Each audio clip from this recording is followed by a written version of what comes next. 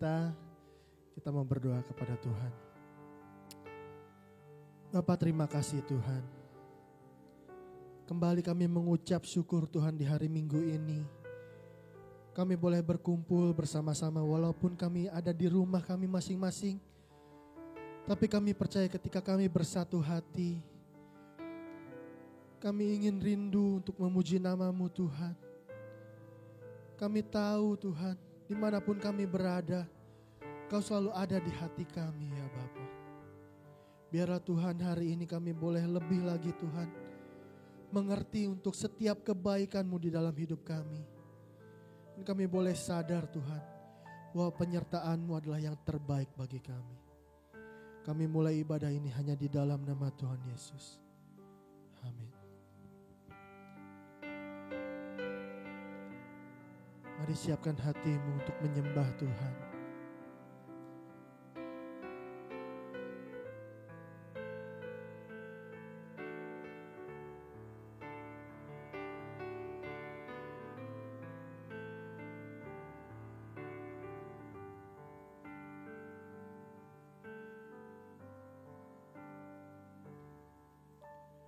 Kasih yang terindah,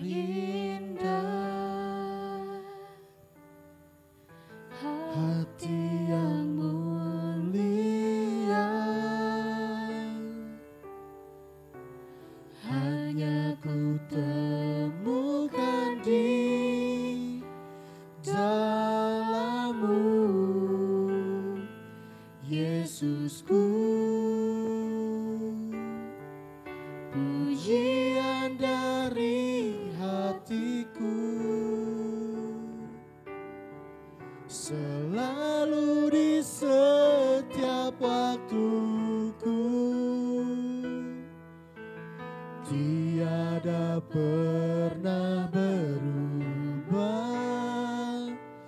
kasih-Mu.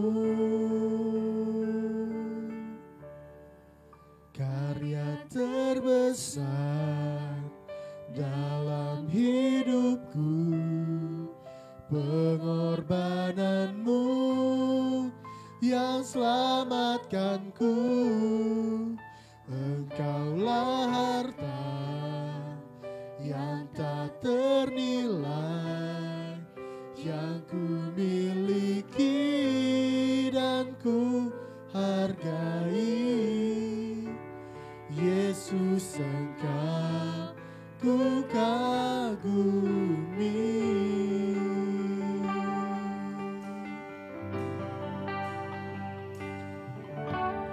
Kasih yang terindah,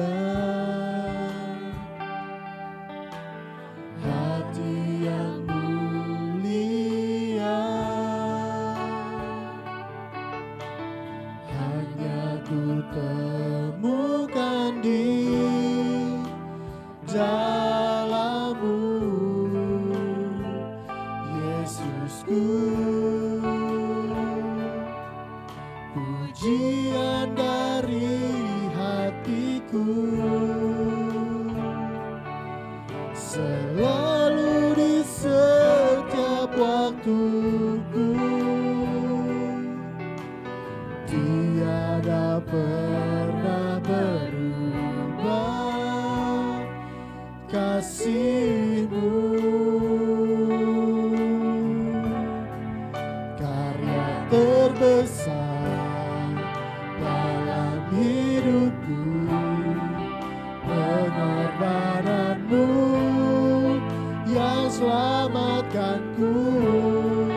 Engkaulah harta yang tak ternilai, yang ku miliki dan ku hargai.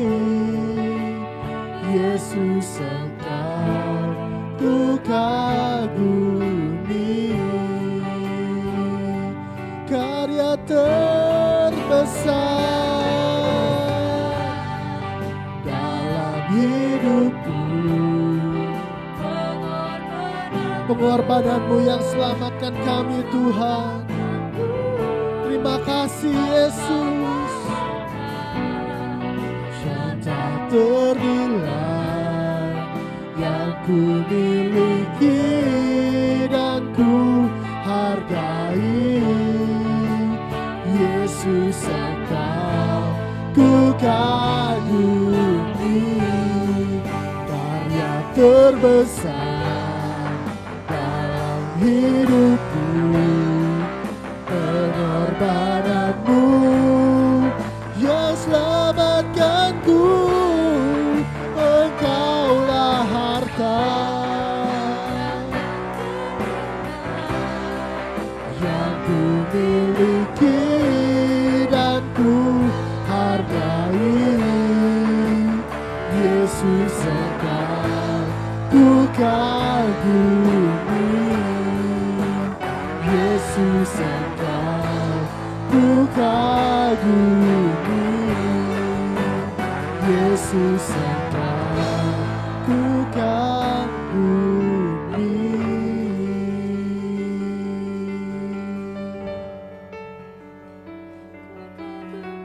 Hanya Engkau yang kami kagumi Tuhan, hanya Engkau yang kami puji, hanya Engkau yang kami sembah. Segala hormat, segala kemuliaan hanya bagi Yesus yang telah menyelamatkan kami, hanya bagi Yesus yang menebus kami.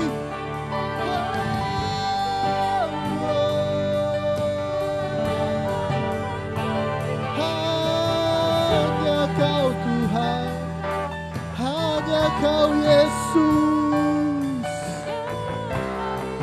Kau penyembuh kami, Kau penyelamat kami, Kau pemulih kami. Sebab itu kami angkat suara kami untuk menyembah-Mu, untuk memuji-Mu Tuhan, untuk memuliakan nama-Mu.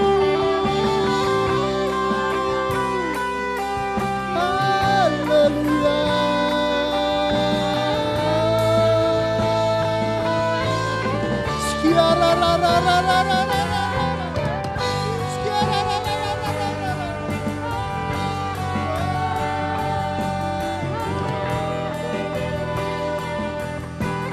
Terima kasih Yesus.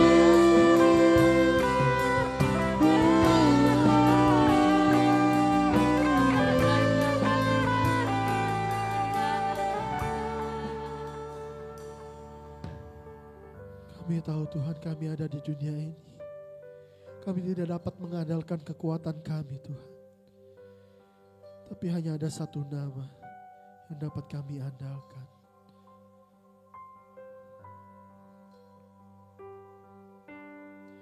Satu-satunya yang ku andalkan, satu-satunya yang ku percaya, Engkau sumber kekuatan, sumber pengharapan, sumber kedamaian.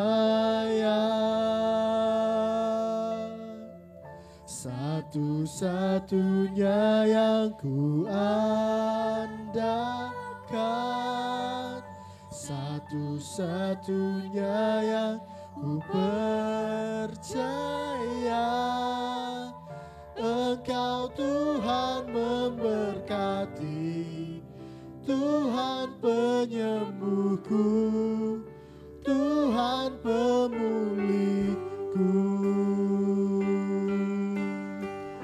Satu-satunya yang ku andalkan, satu-satunya yang ku percaya, Engkau sumber kekuatan, sumber pengharapan, sumber kedamaian.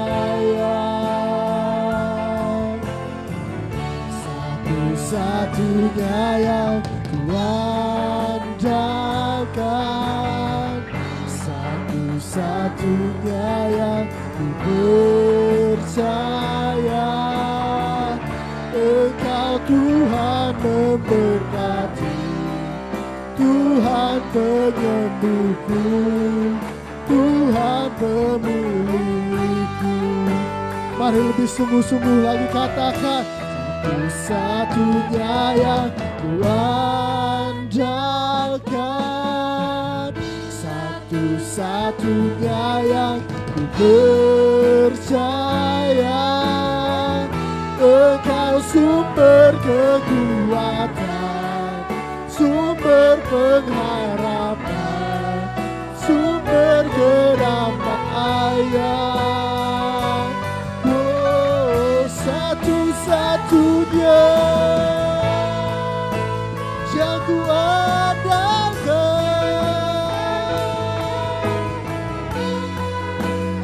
Terima kasih Tuhan.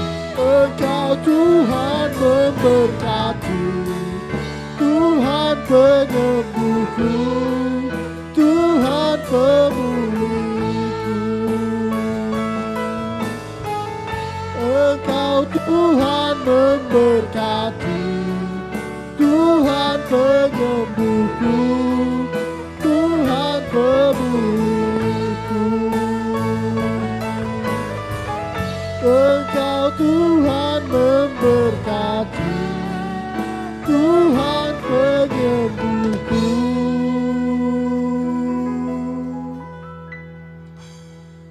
Tuhan pemulihku.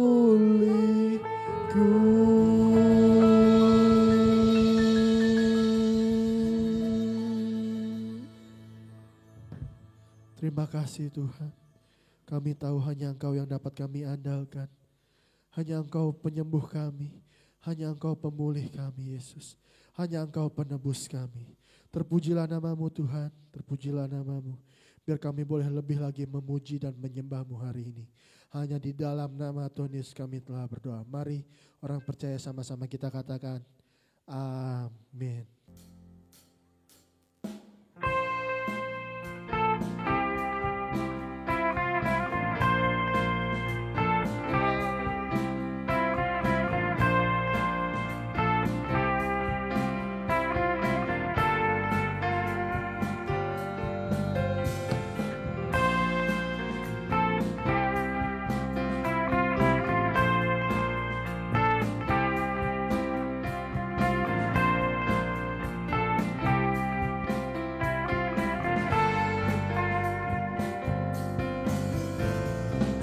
Rembulan dalam cahaya mentari, di gelap badai dan indahnya pelangi, dalam tangisan dan wajah berseri. Amin. Kan ku temukan terbesar bagi dunia ini. Diam, ku terpaku dan ku takjub akan kasih-Mu yang tergores indah. Dalam anugerah hatiku milik-Mu, indah ku terkagum dan ku bawakan hidupku. Kau membuat hatiku menjadi baru, bahagiaku mengenal-Mu.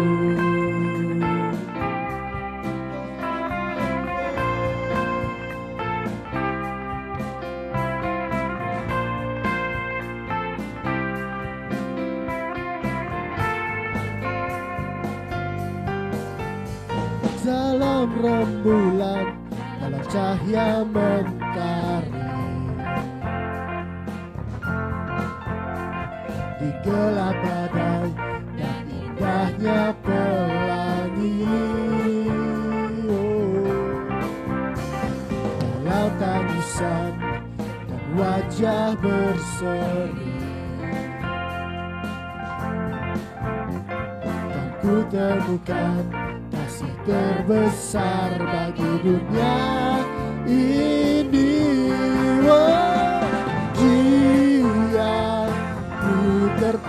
hatiku dan ku takjub akan kasih-Mu yang tergores indah. Dalam anugerah hatiku milik-Mu Tuhan.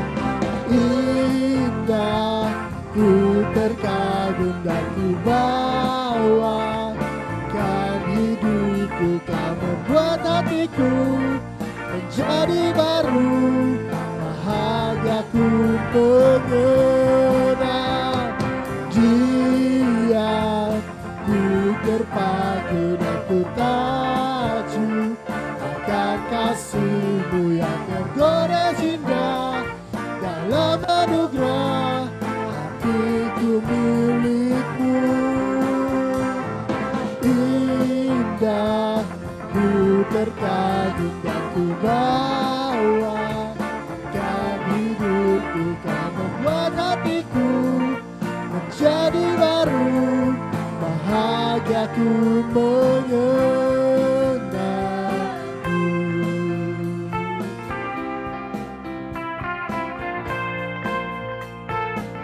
Bahagia ku mengenal-Mu. Haleluya. Kasih Tuhan selalu membuat kita kagum, amin. Kita mau memuji Tuhan lebih dahsyat lagi. Segala kemuliaan hanya bagi Tuhan. Come on.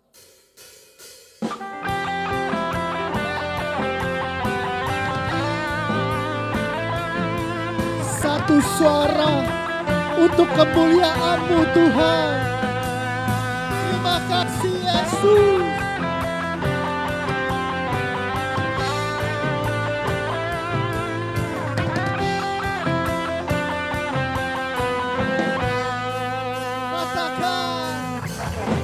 Tiba saatnya kami berkumpul bersatu dari setiap suku dan bangsa, berdiri di hadapan tahta Anak Domba. Satu suara menyatakan damai, keselamatan bagi Allah yang duduk dan bertahta.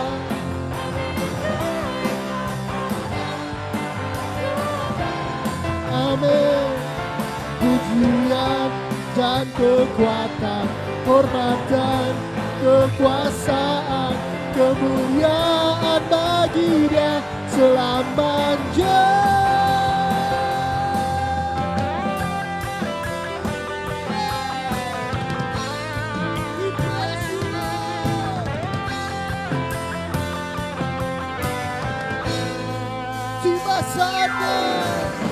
Tiba saatnya kami berkumpul bersatu dari setiap suku dan bangsa,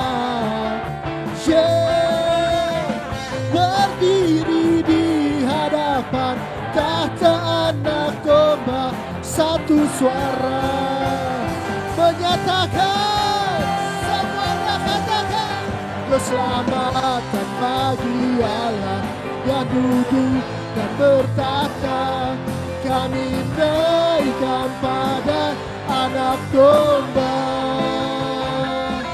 Pujian dan kekuatan, hormat dan kekuasaan, kemuliaan bagi Dia selamanya. Keselamatan bagi Allah yang duduk dan bertahta. Kami naikkan pada Anak Domba. Pujian dan kekuatan, hormat dan kekuasaan, kemuliaan bagi Dia selamanya.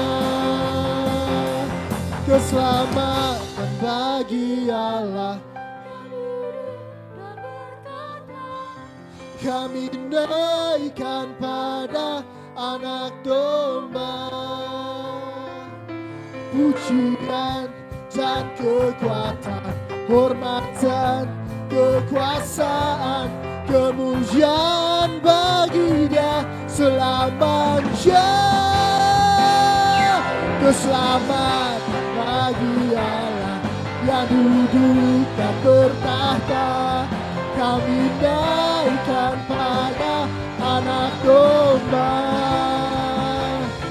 Pujian dan kekuatan, hormat dan kekuasaan, kemuliaan bagi Dia selamanya. Kemuliaan bagi Dia selamanya. Kemuliaan bagi Dia selamanya.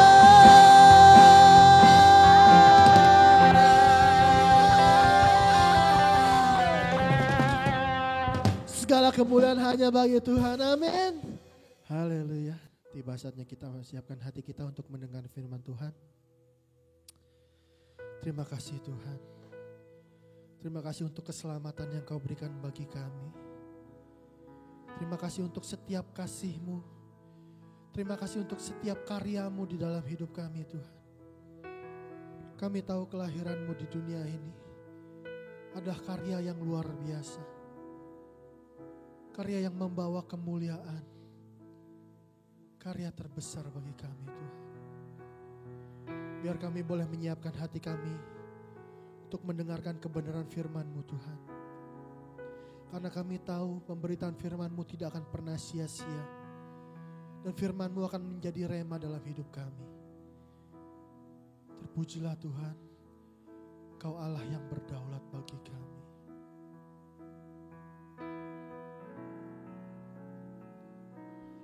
Engkaulah Tuhan, Engkaulah Raja, berdaulat atas hidupku, ku berserah penuh.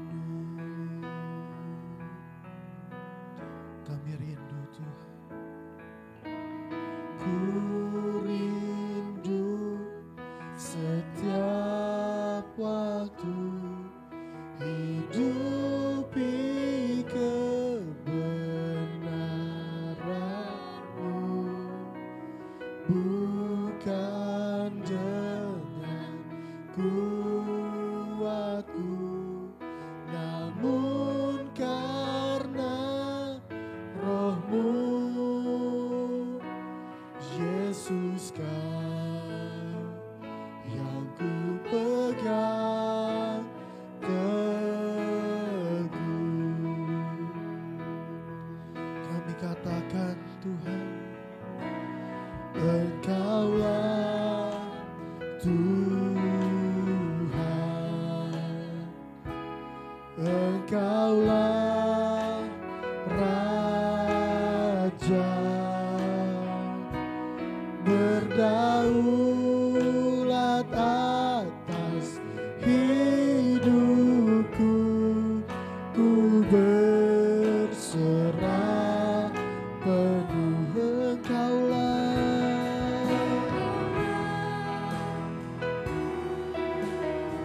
Engkaulah Raja,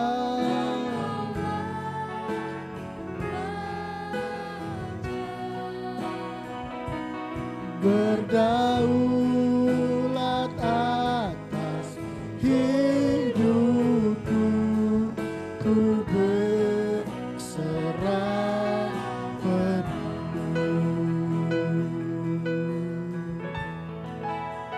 Mari katakan, kami rindu Tuhan untuk hidupi kebenaran firman-Mu Yesus.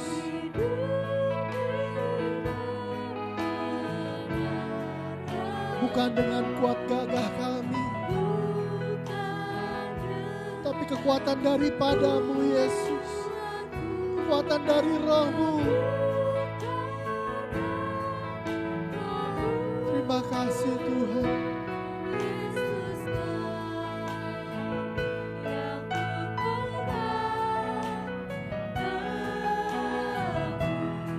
Kami katakan Tuhan,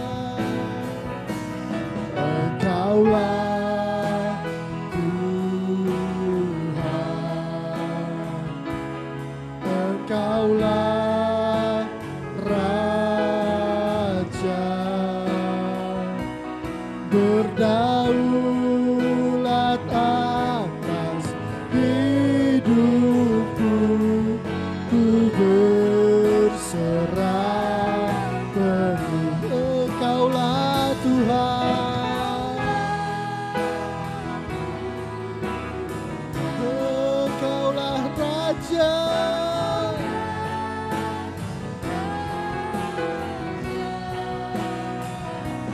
berdaulat atas hidupku, ku berserah penuh. Sekali lagi katakan, Engkaulah Tuhan. Hanya Engkau Tuhan, hanya Engkau Raja kami. Engkau yang berdaulat, Yesus. Hidupku, ku berserah penuh, berdaulat atas hidupku, ku berserah penuh, berdaulat atas hidupku, ku berserah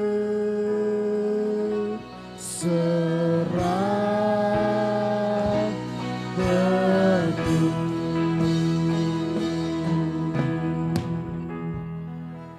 Kami siap untuk mendengarkan kebenaran firman-Mu Tuhan. Hanya di dalam nama Tuhan Yesus kami berdoa. Haleluya. Amin. Selamat pagi Bapak Ibu, Saudara sekalian, bagaimana kabarnya hari ini? Saya berharap kita semua dalam keadaan sehat, dalam keadaan yang penuh damai sejahtera, sukacita yang daripada Tuhan. Saya percaya walaupun ini adalah masa-masa yang sulit bagi kita, tapi satu hal, kita punya keyakinan yang sungguh Tuhan menyertai kita. Bapak Ibu Saudara sekalian, hari ini saya harus berkhotbah dengan menggunakan masker, tidak apa ya. Bapak Ibu Saudara sekalian juga harus melakukan hal yang sama seperti itu. Manapun kita berada, kita harus ingat kita harus pakai masker, cuci tangan, jaga jarak ya. Itu harus kita lakukan.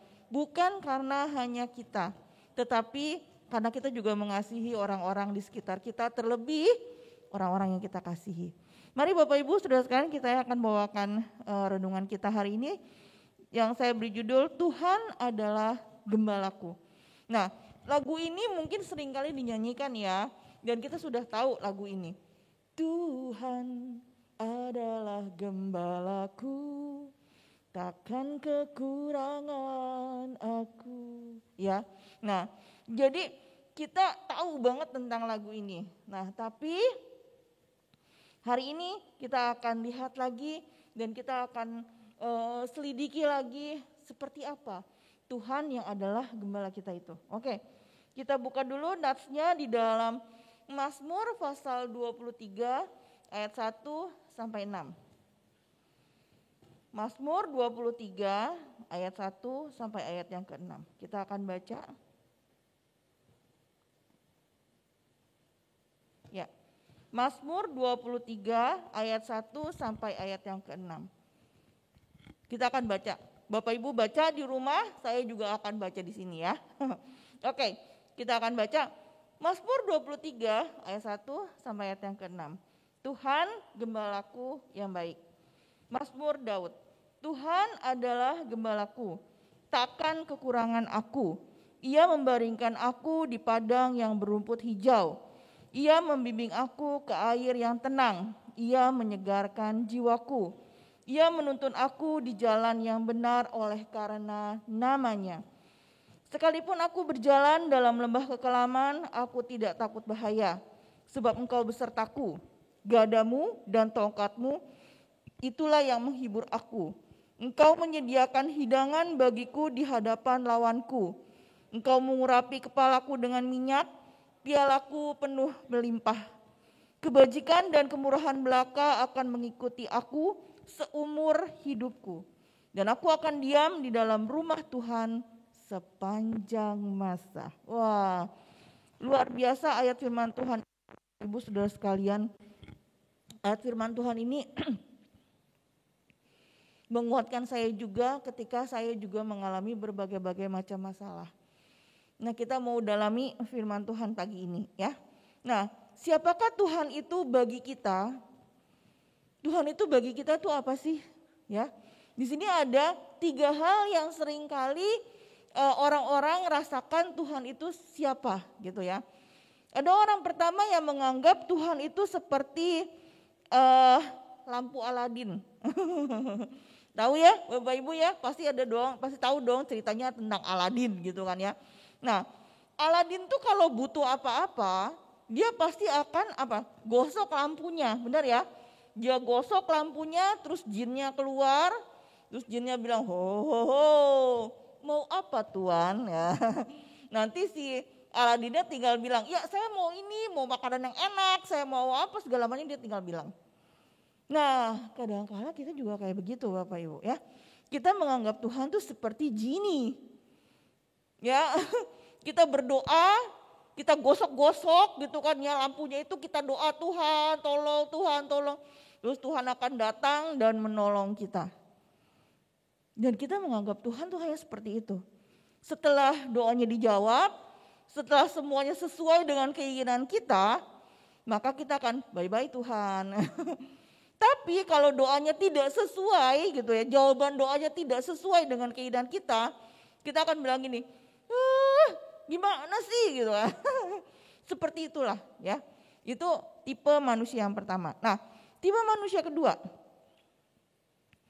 Manusia yang kedua adalah dia menganggap Tuhan tuh seperti GPS, seperti kalau sekarang tuh Google Map gitu ya, atau Waze gitu kan. Kalau tersesat di jalan, oh ya butuh Waze, butuh Google Map gitu kan, supaya kita nggak tersesat di jalan gitu.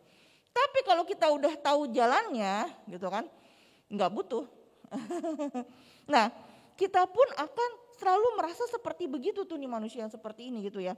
Kalau dia merasa bahwa, aduh saya udah kesesat di jalan saya nih, saya udah nggak tahu jalan lagi kemana, baru cari Tuhan. Ya, baru berdoa sama Tuhan, baru mau balik sama Tuhan. Tapi kalau sudah dirasa hidupnya enak, hidupnya penuh dengan berkat dan dia merasa aduh udah nyaman nih hidup saya nih, udah nikmati, bye-bye Tuhan. Kira-kira kayak begitu. Nah, yang ketiga jadikan Tuhan itu seperti traffic light. Bapak Ibu saudara sekalian, sekarang kita kalau jalan ya, misalnya kalau saya lagi pakai Waze gitu kan, jalan di jalan tol. Nah, Waze-nya tuh pasti akan kasih warning sama saya dan dia akan bilang begini, ada ada kamera ETLM di depan. Jadi ada kamera yang terus mengawasi kita supaya kita terus ngeliatin gitu kan ya, kalau kita bikin salah, kalau kita bikin apa itu diliatin. Nah, kita tuh nganggep Tuhan tuh kayak gitu.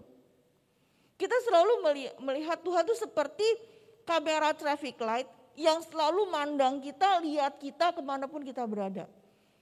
Makanya ada lagu yang bilang begini, mata Tuhan melihat apa yang kau perbuat, baik yang baik, baik yang jahat gitu kan. Nah, itu lagu sekolah minggu. Jadi kita selalu merasa bahwa kemanapun kita pergi, ada mata Tuhan yang selalu melihat kita. Dan itu yang membuat kadangkala kita merasa begini, aduh saya udah jatuh ke dalam dosa nih, aduh saya udah berdosa, wah langsung, udahlah kabur aja deh. Nah, kita seringkali merasa hal-hal yang seperti begini. Padahal sebenarnya Tuhan tuh punya kasih yang luar biasa bagi kita.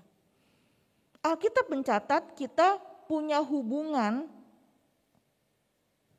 antara kita sama Tuhan, itu hubungan seperti Bapa dengan anaknya. Tuhan adalah penyelamat kita. Tuhan adalah kekuatan kita. Tuhan adalah batu penjuru kehidupan kita. Tuhan adalah segala-galanya. Nah, Mazmur 23 adalah sebuah lagu yang ditulis oleh Raja Daud kira-kira 3000 tahun yang lalu, ya. Nah, sebelum Daud menjadi raja. Daud itu ngerti banget menjadi seorang gembala itu gimana. Dia tahu banget. Jadi gak heran kalau Daud itu menuliskan kisah tentang seorang gembala. Harus bagaimana, seperti apa, bagaimana dia membutuhkan Tuhan. Nah, Daud seperti itu. Jadi Daud menuliskan Mazmur 23 bukan karena dia itu saat itu dia menjadi seorang raja yang makanan ada, semua ada, enggak. Daud pernah mengalami di mana dia dikejar binatang buas, dia melindungi domba-dombanya. Daud pernah mengalami ketika dia dalam lembah kekelaman. Bapak Ibu Saudara sekalian, kalau di daerah Timur Tengah gitu ya, di sana tuh banyak sekali bukit-bukit pasir gitu ya, bukit-bukit batu. Nah, jadi kalau ada dua bukit batu, nah kalau kita berjalan di tengahnya, nah biasanya itu jalanan itu gelap. Kenapa? Karena nggak ada sinar matahari yang masuk. Nah, biasanya jalanan di mana ada dua bukit batu gitu kan, dan jalan di lembahnya itu, itulah di situ biasanya banyak terdapat para perampok, ya kan? Terus binatang buas yang biasa bersembunyi di situ. Biasanya paling banyak adalah perampok yang bukan cuma mau berbuat jahat terhadap si Daud, tapi juga mau berbuat jahat pada domba-dombanya. Dan Daud ngerti itu, ya.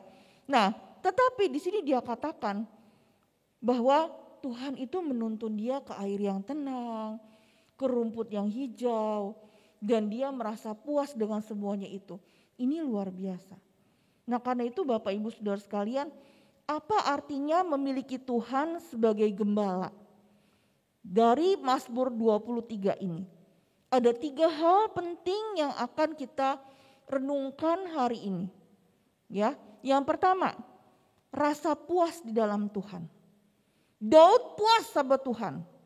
Ya, yang kedua, rasa aman di dalam Tuhan. Dan yang ketiga, rasa yakin di dalam Tuhan. Rasa puas, rasa aman, dan rasa yakin di hadapan Tuhan. Nah, yang pertama yang saya akan bahas adalah rasa puas. Daud berkata di sini, Tuhan adalah gembalaku, takkan kekurangan aku. Ia membaringkan aku di padang yang berumput hijau, ia membimbing aku ke air yang tenang, ia menyegarkan jiwaku, ia menuntun aku di jalan yang benar oleh karena namanya.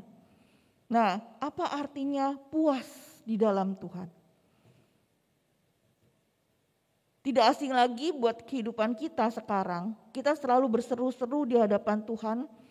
Ya, kita selalu pengen supaya apa yang menjadi keinginan kita itu bisa terbayarkan, gitu ya. Kita selalu pengen apa yang menjadi keinginan kita itu selalu kalau kita berdoa selalu dijawab, dan jawabannya itu selalu dengan segala keinginan kita itu jadi gitu istilahnya. Padahal Bapak Ibu Saudara sekalian ya, apa sih artinya berdoa? Artinya berdoa itu adalah begini, menyerahkan keinginan kita ini menjadi keinginannya Tuhan. Ya, artinya berdoa itu apa? Menyerahkan keinginan kita menjadi keinginannya Tuhan. Jadi terserah Tuhan. Kalau Tuhan mau, jadi kalau Tuhan bilang entar dulu, ya udah kita nunggu gitu kan. Kalau seandainya Tuhan bilang enggak boleh, kayaknya kamu nggak bisa. Nah, masalahnya manusia nggak begitu gitu ya. Manusia tuh maunya gini, saya maunya begini. Karena abis saya ini, saya akan melakukan ini, begini. Saya maunya Tuhan, saya tuh nggak naik motor lagi. Saya naik mobil. Karena corona begini saya butuh mobil, gitu kan. Tapi kan kita nggak tahu jawaban Tuhan apa. Itu menurut pemikiran kita. Tapi apa yang menjadi pemikirannya Tuhan? Beda. Karena apa? Karena Tuhan tuh tahu ending dari kehidupan kita. Tuhan tahu akhir dari kehidupan kita seperti apa. Tuhan tahu. Dan setiap manusia akan berjalan menuju akhir dari kehidupannya yang sudah ditentukan oleh Tuhan. Mau bagaimanapun manusia itu berusaha gitu ya. Tapi kalau Tuhan sudah menentukan bahwa oke, akhirmu adalah di sini, titik, udah. Baru-baru ini ada teman saya cerita sama saya bilang begini. Jadi ada 2 orang rekannya, temannya. Yang satu itu sehat gitu ya. Yang satu itu dia punya komorbid sakit jantung. Nah, waktu dua-duanya kena COVID Bapak Ibu ya. Jadi yang pertama itu yang ada komorbid sakit jantung masuk ke UGD. Dan dia sempat pada waktu itu pingsan gitu kan ya. Jadi jantungnya nggak ngerti ada masalah apa gitu, saya kurang tahu. Pokoknya dia pingsan, dia sudah hampir tidak bernafas gitu kan. Tapi akhirnya ketolong. Berapa hari kemudian temannya yang sehat, nggak punya komorbid apa-apa gitu kan ya, kena COVID juga. Dan akhirnya dia ke rumah sakit. Ke rumah sakit pun itu dia juga masih bawa mobil gitu kan, nggak masalah apa-apa. Tapi tahu nggak Bapak Ibu Saudara sekalian, yang pulang ke rumah Bapak tuh yang mana? Yang sehat. Yang kena komorbid justru dia yang jantung tadi gitu ya, kena COVID tapi dia ada jantung, justru dia pulang dalam keadaan sehat. Kenapa bisa begitu Bapak Ibu? Karena Tuhan sudah menentukan akhir dari kehidupan kita.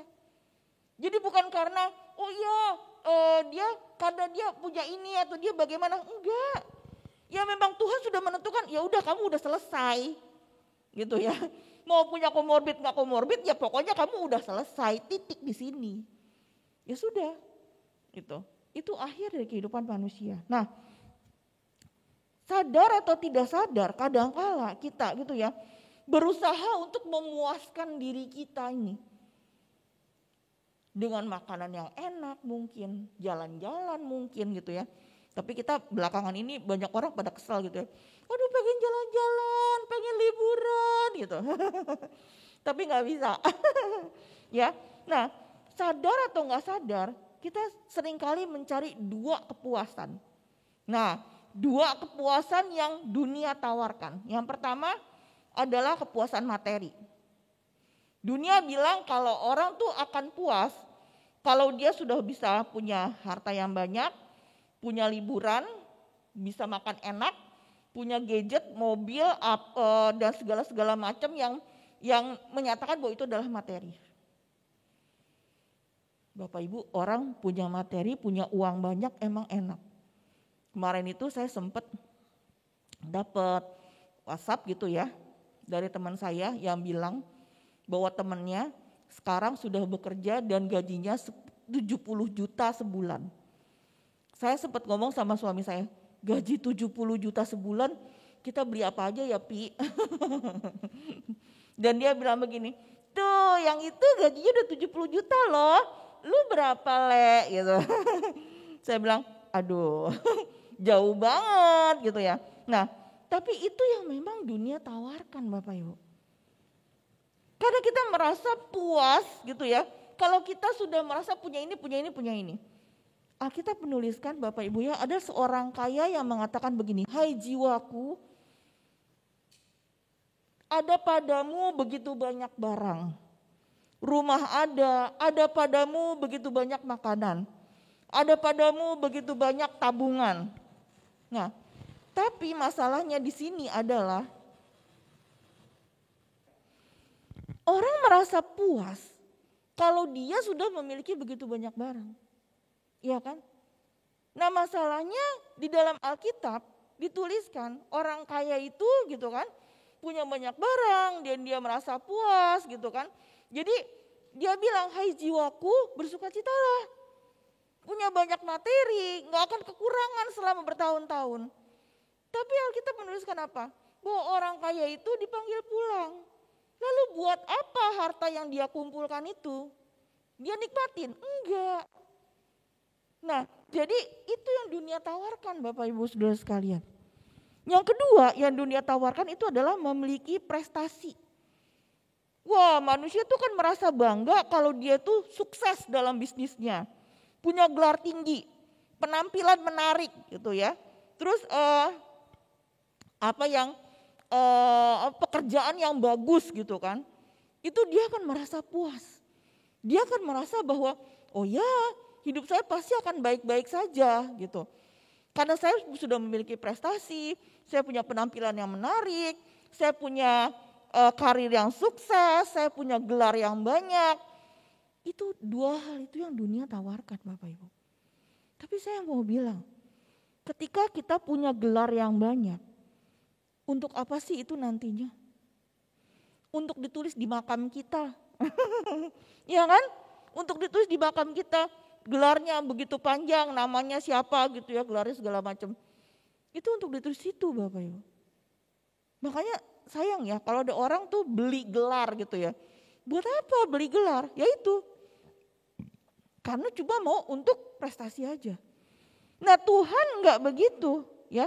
Tuhan tidak menawarkan yang namanya kepuasan dari materi atau dari prestasi. Daud bisa berkata bahwa ia tidak kekurangan apa-apa. Memang benar, sebagai seorang raja, Daud tuh punya harta yang banyak. Ia juga memiliki segudang prestasi. Tetapi yang menarik jawabannya adalah bukan karena hal tersebut. Daud itu merasa puas. Kita lihat di ayat 2 dan ayat 3. Daud berkata, ia membaringkan aku di padang yang berumput hijau. Ia membimbing aku ke air yang tenang. Ia menyegarkan jiwaku. Ia menuntun aku di jalan yang benar oleh karena namanya. Daud merasa puas karena ia memiliki gembala yang menuntunnya di dalam kebenaran. Daud berkata bahwa Tuhan menyegarkan jiwanya. Tuhan menenangkan jiwanya. Perasaan segar yang dia rasakan di dalam jiwanya ketika ia memiliki Tuhan sebagai gembalanya. Ini adalah kunci kepuasannya Daud. Suatu kepuasan yang berpusat kepada hati yang disegarkan oleh kebenaran. Satu sukacita yang didapat bukan dari materi, bukan dari prestasi, tapi karena ia hidup dituntun oleh Tuhan dalam kebenaran. Kita semua tahu, tidak peduli sebanyak apapun harta yang kita punya, seberapa sukses karir kita, seberapa bahagianya keluarga kita, jiwa kita tidak akan bisa tenang apabila kita tidak hidup di dalam kebenarannya Tuhan. Mau kayak bagaimanapun, mau sukses seperti apapun, kalau tidak memiliki Tuhan dalam kehidupanmu, Bapak Ibu, kita gak akan pernah merasa puas. Artis-artis terkenal banyak ya. Saya mungkin anak zaman sekarang gak tahu ya yang namanya Marilyn Monroe gitu ya. Atau mungkin Michael Jackson, atau mungkin Whitney Houston gitu kan. Bagaimana cara mereka meninggal? Ada yang mereka harus minum obat penenang, gitu kan, sampai kelebihan dosis. Jiwanya nggak tenang Bapak Ibu. Mereka punya harta nggak sih? Wow. Michael Jackson itu dia punya yang namanya tempat bermain ya, yang dia bangun seperti Dufan, bahkan lebih hebat daripada Dufan. Yang dia beri nama itu Neverland. Kalau nggak kaya nggak mungkin bikin kayak begitulah Bapak Ibu. Tapi apakah dia puas? Apakah dia tenang? Ternyata tidak. Alkitab mencatat ketika setiap kita jatuh ke dalam dosa, hati dan pikiran kita diikat sehingga kita selalu merasa tidak pernah puas, tidak pernah cukup. Keinginan untuk mencari lebih lagi, tetapi kita harus belajar untuk hidup puas di dalam kebenaran Tuhan. Bukan hanya puas dalam kecukupan, bukan hanya puas dalam kesuksesan, tetapi puas dalam kebenarannya Tuhan. Mau seperti apa sih kita mengejarnya Bapak Ibu? Bukan saya mengatakan bahwa oke lah kita ongkang-ongkang aja di rumah gitu kan ya, gak usah cari uang, gak usah apa, bukan. Kita mencari uang, iya. Kita belajar sampai punya prestasi, iya. Tapi kita lakukan itu semua untuk kemuliaan Tuhan. Bukan untuk mencari kepuasan. Kenapa? Karena harusnya kita puas dalam kehidupan kita. Kita menjadi seorang yang berprestasi karena apa? Untuk kemuliaan Tuhan. Kita bekerja mencari uang untuk apa? Untuk kemuliaan Tuhan. Bukan karena untuk sebuah kepuasan, Bapak Ibu. Ya. Tuhan adalah gembalaku, takkan kekurangan aku. Di mata Tuhan, hidup dalam kebenaran jauh lebih berarti daripada hidup yang sukses. Yohanes 4 ayat 24 berkata begini, barang siapa menyembah Tuhan, menyembahnya dalam roh dan kebenaran. Ini adalah tanda sejati seorang Kristen, yaitu menyembah Tuhan dalam roh dan kebenaran. Ketika seseorang bisa hidup benar di hadapan Tuhan, berjalan di jalannya Tuhan, hidupnya puas Bapak Ibu. Ada ketenangan dalam hati, ada kepuasan dalam jiwa. Apapun yang kita miliki, kayaknya sepertinya ya sudah, bagi saya segini aja udah cukup gitu. Ya. Oke, yang kedua, rasa aman. Yang pertama rasa puas, yang kedua rasa aman di dalam Tuhan. Ayat 4 Daud berkata begini, sekalipun aku berjalan dalam lembah kekelaman, aku tidak takut bahaya. Sebab engkau besertaku, gadamu dan tongkatmu, itulah yang menghibur aku. Kata lembah kekelaman di sini diterjemahkan di dalam bahasa Inggrisnya adalah the valley of death, in the shadow of death. Di Mazmur ini Daud menggambarkan bayang-bayang maut sebagai suatu lembah kekelaman. Ketika seseorang berjalan di dalam lembah kekelaman, itu apa ya? Ya seperti saya ceritakan tadi gitu ya. Di Timur Tengah sana tuh ada dua gunung batu di mana orang harus berjalan di tengahnya gitu kan. Nah di tengahnya itu gelap karena matahari nggak masuk. Disitulah perampok bersembunyi. Disitulah binatang-binatang buas seperti serigala gitu kan ya bersembunyi yang akan dengan tiba-tiba menerkam. Nah Daud pernah mengalami hal yang seperti itu. Dia harus berjalan di lembah kekelaman sambil bawa domba-dombanya itu. Dia benar-benar berpegang kepada Tuhan, minta pertolongan Tuhan untuk bisa berjalan di lembah kekelaman itu. Makanya dia bilang, gadamu dan tongkatmu itu yang menghibur aku. Bapak Ibu saudara sekalian, seorang gembala pasti punya dua alat. Yang pertama adalah gada dan tongkat. Gitu ya. Tongkat gembala itu sangat panjang melebihi daripada tingginya dan di ujung dari tongkat gembala itu ada besi yang bengkok begini gitu ya ujungnya itu gitu kan. Itu untuk apa Bapak Ibu? Jadi ketika di lembah kekelaman Daud itu harus melewati lembah itu dan Daud harus menuntun dombanya tetap berjalan lurus untuk bisa keluar dari lembah kekelaman. Nah, domba itu Bapak Ibu ya itu binatang yang paling bodoh di dunia. Dia jalannya semau-maunya aja gitu ya. Nah makanya kalau ada domba yang jalannya agak kemana gitu kan ya. Maka Daud akan menggunakan tongkatnya. Dan dia kalau bahasa Jerman tuh dicangkel. Jadi lehernya tuh ditarik begitu pakai besi ini, tarik itu supaya si domba itu tidak jalan salah arah gitu. Ya, makanya tongkatnya itu harus tinggi gitu ya, harus panjang. Ya ini dia cangkel, lehernya ditarik lagi supaya di jalan di barisannya. Lalu kalau tongkat itu adalah seperti kayu yang pendek. Ya, saya biasanya dulu tuh kalau saya masih kecil tuh suka ngeliatin tukang angon gitu kan ya. Kayunya pendek, dia pasti begini, gitu ya. Supaya apa? Supaya binatangnya ini jalan di barisan yang benar. Nah Tuhan tuh seperti itu Bapak Ibu. Ketika kita mengalami masalah, ketika kita ada di lembah kekelaman, ketika kita ada di tempat di mana begitu banyak hal yang menyusahkan hati kita, Allah gada dan tongkatnya Tuhan, itu yang menyertai kita. Ketika kita mengalami masalah, mengalami lembah kekelaman, mungkin kita mau lari kemana. Tongkatnya Tuhan tuh tarik, sini, jalan di sini ya, ini jalan yang benar nih, jalan benar. Gadanya Tuhan itu menuntun, ayo, nih jalannya ini. Kira-kira begitu Bapak Ibu. Pimpinan Tuhan, penyertaan Tuhan penting buat kita, penting banget, ya, penting buat kita.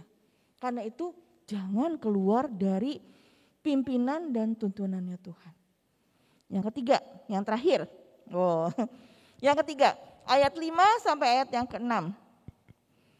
Ya, yang ketiga itu adalah yakin di dalam Tuhan. Yang pertama, puas di dalam Tuhan.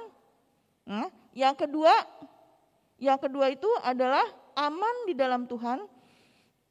Dan yang ketiga itu adalah yakin di dalam Tuhan. Nah, ayatnya dari Mazmur 23 ayat 5 sampai ayat yang ke-6. Engkau menyediakan hidangan bagiku di hadapan lawanku. Engkau mengurapi kepalaku dengan minyak. Pialaku penuh melimpah. Kebajikan dan kemurahan belaka akan mengikuti aku seumur hidupku. Dan aku akan diam di dalam rumah Tuhan sepanjang masa. Di bagian terakhir ini Daud menyatakan keyakinan penuh akan masa depannya bersama Tuhan. Daud mengatakan dengan penuh percaya diri suatu keyakinan akan masa depan. Bahwa masa depannya Daud itu akan tenang di dalam Tuhan. Kenapa? Engkau menyediakan makanan bagiku di hadapan lawanku. Jadi ketika orang-orang semua mau menyerang kita, kita bakal makan. Artinya apa Bapak Ibu? Dunia mungkin boleh jungkir balik. Tapi orang yang di dalam Tuhan, Tuhan menyediakan perhentian yang indah, perhentian yang bagus, yang mulia, yang Tuhan sediakan buat kita. Dunia ini nggak akan baik selamanya. Ada turun naik, ada goncangan, ada segala macam. Tapi percayalah, yakinlah bahwa Tuhan menyediakan yang terbaik buat kita. Itu yang Daud katakan di sini. Dengan keyakinan penuh akan masa depannya bersama Tuhan. Dengan percaya diri, Daud menyatakan hal ini. Dan di sini dikatakan kebajikan dan kemurahan belaka akan mengikuti aku seumur hidupku. Daud nggak mengatakan bahwa dia yang mengejar kebaikan dan kebajikan itu akan kebajikan dan kemurahan itu yang akan mengikuti dia. Daud tidak mengatakan bahwa dia mengejar kebajikan dan kemurahan itu, enggak. Tapi Daud bilang di sini bahwa kebajikan dan kemurahan itu yang akan mengikuti dia. Kuncinya di sini mengatakan begini Bapak Ibu ya, di ayat yang ke-6. Kebajikan dan kemurahan belaka akan mengikuti aku seumur hidupku. Dan aku akan diam dalam rumah Tuhan sepanjang masa. Perhatikan di sini Daud berkata, kebajikan, kemurahan mengikuti dia. Sangat menarik. Kuncinya seperti apa sih? Kenapa sih kebajikan dan kemurahan itu yang selalu mengikuti Daud?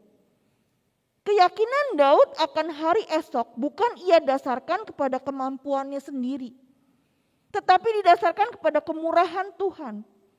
The God's grace follow him. Kemurahan Tuhan selalu menyertai kita ketika kita ada di dalam Tuhan. Dan ini adalah suatu gambaran sangat indah, di mana kehidupan kita ditopang oleh Tuhan. Ada satu kelegaan, ada satu sukacita, ada satu hal yang luar biasa. Mungkin kita bilang begini, oh ya, tapi perasaan saya lagi gak enak, tapi perasaan saya lagi seperti begini, tapi saya tuh lagi gagal, saya tuh lagi sakit, saya tuh lagi macam-macam mungkin. Saya mau bilang sama Bapak Ibu Saudara sekalian, Tuhan itu tidak pernah tergantung sama perasaan kita. Ketika kita hidup di dalam pimpinan Tuhan, mau perasaanmu seperti apa, lagi kekeringankah hari ini, kau lagi sakitkah hari ini sehingga membuat engkau akhirnya merasa bahwa kau jauh dari Tuhan. Asalkan hidupmu tetap ada dalam genggamannya Tuhan. Asalkan hidupmu tetap ada di jalannya Tuhan. Tuhan selalu ada menyertai kehidupan kita. Allah memberkati kita. Tidak pernah tergantung oleh perasaan kita. Ketika Yesus mati di kayu salib, dia gak nanya, kamu butuh gak keselamatan? Tuhan gak pernah nanya. Bagi Tuhan, kita mau gak mau sama keselamatan, dia mati di kayu salib. Dan hari ini juga saya mau bilang, Bapak Ibu mau atau enggak mau diberkati sahabat Tuhan. Tuhan sudah menyediakan berkat untuk anak-anak yang dia kasihi. Dia udah sediain itu. Karena Tuhan tidak pernah tergantung sama perasaan kita, enggak. Tidak ada yang pasti di dalam kehidupan ini. Kesehatan bisa datang dan pergi kapanpun juga. Harta datang dan pergi dalam sekejap mata. Satu hal yang pasti sebagai anak-anak Tuhan, kita bisa yakin bahwa masa depan kita itu pasti di dalam Tuhan. Karena Tuhan kita, Allah pencipta langit dan bumi. Segala isinya dia tahu. Segala yang kita alami juga dia tahu. Apa yang kita rasakan sekarang pun dia tahu. Apa yang kita rasakan besok juga dia tahu. Apa yang akan kita rasakan dan terjadi di masa depan juga Tuhan itu tahu. Dia adalah gembala yang baik. Yohanes 10 ayat yang ke-11 berkata begini. Yohanes 10 ayat yang ke-11 berkata, Yesus berkata, akulah gembala yang baik. Gembala yang baik memberikan nyawanya bagi domba-dombanya. Gembala yang baik adalah gembala yang rela mati untuk melindungi domba-dombanya. Dan Yesus adalah gembala yang baik. Bapak, Ibu, Saudara sekalian, hari ini mari kita introspeksi diri kita masing-masing. Apakah di masa pandemi seperti ini yang mungkin kita mengalami berbagai macam kesulitan. Saat ini yang sulit bukan cuma orang miskin, orang gak punya, orang kaya, orang sukses, orang berprestasi pun mengalami kesulitan yang sama. Gak ada yang gak sulit Bapak Ibu, semua sulit. Dan penyakit corona ini tidak menyerang hanya orang miskin, orang gak punya. Orang kaya juga, orang sukses juga. Tapi mari kita sama-sama punya keyakinan bahwa masa depan kita itu Tuhan yang mengaturnya. Biarlah kita mempersiapkan hidup kita bukan cuma untuk persiapan di dunia ini saja. Tapi kita mempersiapkan kehidupan kita untuk di satu tempat di mana Tuhan yang sudah menyediakan tempat juga buat kita. Ada 3 hal jika kita hidup di dalam Tuhan, gembala yang baik itu. Rasa aman, rasa puas, dan rasa yakin. Dan itu yang akan menenangkan jiwa kita. Seperti seekor domba yang dibaringkan di rumput yang hijau di dekat air yang tenang. Sepertinya tidak ada kekurangan dalam kehidupannya. Ketika kita ada di dalam Tuhan, bukan berarti tidak ada masalah dalam kehidupan kita. Tetapi jika ada Tuhan, Dia adalah Allah pencipta langit dan bumi ini. Dia yang mengatur segalanya. Maka yakinlah kepada Dia. Karena Dia sudah menjadikan segalanya sempurna. Mari kita berdoa. Bapa, terima kasih untuk hari ini. Hamba berhenti untuk berbicara. Tetapi biarlah Roh Kudus-Mu terus bicara dalam kehidupan setiap jemaat-Mu. Hamba mau berdoa Tuhan untuk jemaat-Mu yang hari ini terbaring sakit. Dimanapun mereka berada ya Allah, hamba berdoa. Biarlah Tuhan mau jamah setiap sakit penyakit mereka Tuhan. Tuhan mau sembuhkan di dalam nama Yesus. Pulihkan ya Bapak, pulihkan ya Allah. Hamba juga berdoa Tuhan hari ini untuk pemerintahan Indonesia. Bila Tuhan berkati pemimpin kami Tuhan, presiden kami, para menterinya, bahkan pemerintah-pemerintah yang lainnya Tuhan. Tuhan mau berkati mereka. Berikan mereka roh yang takut akan Tuhan. Berikan mereka hikmat yang daripada Tuhan untuk boleh memimpin negeri ini. Berkati negeri ini ya Allah. Kami memohon kepadamu Tuhan. Berikan pemulihan-Mu untuk negeri kami ya Bapa. Terima kasih Tuhan Yesus. Biarlah Tuhan memberkati setiap jemaat-Mu dimanapun mereka berada.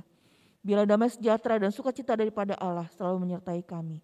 Mulai hari ini sampai Tuhan Yesus datang untuk yang kedua kalinya. Di dalam nama Yesus kami berdoa dan mengucap syukur. Amin. Kiranya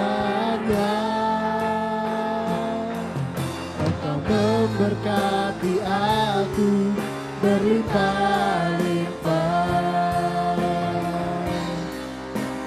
dan memperluas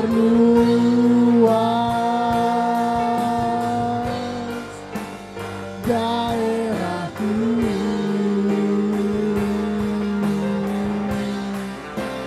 Dan kiranya tangan-Mu menyertai aku dan melindungi aku